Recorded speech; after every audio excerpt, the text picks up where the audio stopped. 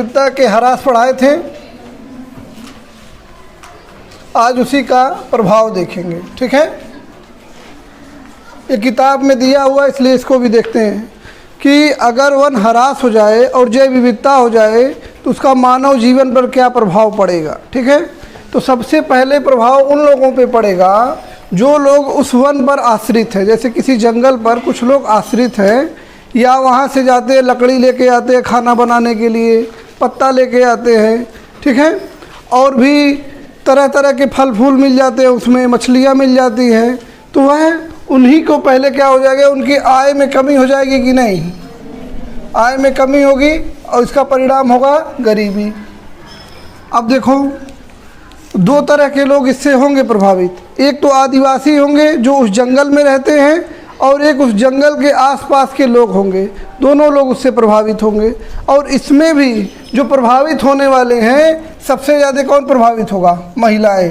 देखो क्यों प्रभावित होंगी, क्योंकि किसी भी घर में हम लोगों के वहाँ भी देखो, खाना बनाने का काम कौन करती है, महिलाएं।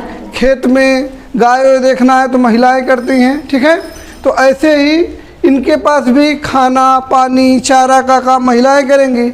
और जब वह आसानी से नहीं मिलेगा, जैव विविधता ख़त्म हो जाएगी, तो उनको चारा के लिए दूर जाना पड़ेगा, पानी के लिए दूर जाना पड़ेगा, खाने के लिए जो लकड़ी जंगल में मिल जाती थी आसानी से, अब दूर जाना पड़ेगा कि नहीं। तो इससे इनका क्या होगा, एक तो मेहनत अधिक लगेगी, तो इनसे इनका स्वास्थ्य खराब हो जाएगा। ठीक है, स्वास्थ्य पर नकारात्मक प्रभाव होगा, यानी कि स्वास्थ्य पर एक प्रभाव होगा। और दूसरा देखो, इनका टाइम भी बर्बाद होगा कि नहीं। और जब इनका समय बर्बाद होगा तो बच्चों को समय नहीं दे पाएंगे, तो बच्चों के भविष्य पर भी नकारात्मक प्रभाव पड़ेगा कि नहीं।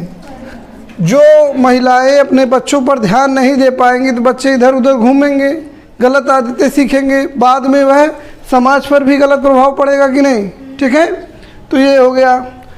दूसरा देखो, इससे क्या हो सकता है कि जैव विविधता ह्रास होगी तो पर्यावरण प्रदूषण हो जाएगा कि नहीं। ऑक्सीजन वगैरह जो हमको पेड़ों से मिलता है, तो पर्यावरण प्रदूषण एक समस्या आएगी।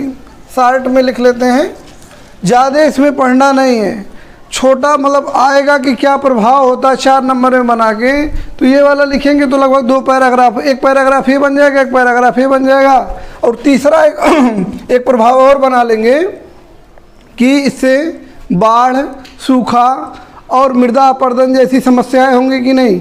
पिछली कक्षा में पढ़ाए थे मृदा अपरदन, उसमें क्या होता है, जड़ जो पेड़ों के जड़ होते हैं वह मिट्टी को जकड़ के रखते हैं।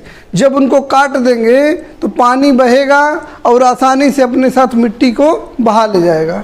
तो यानी कि मृदा का अपरदन होगा, उसमें लिखा हुआ है सब, मृदा अपरदन। और क्या आएगा, बाढ़ आ सकती है, सूखा पड़ सकता है। ठीक है, ये सब समस्याएं हो सकती हैं, यानी कि इसका यह दुष्प्रभाव होगा अगर ये बहुत तेज़ी से ह्रास हो रहा है। ठीक है।